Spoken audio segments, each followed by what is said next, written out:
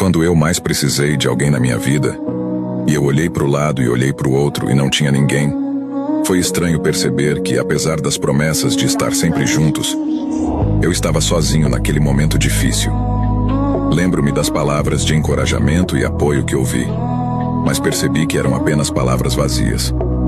Foi então que me dei conta de que, no final das contas, só posso contar comigo mesmo e com a presença de Deus. É nas situações mais complicadas que percebemos quem está realmente ao nosso lado.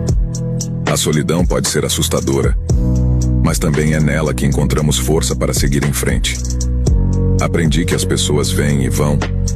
Não é sobre estar rodeado de pessoas.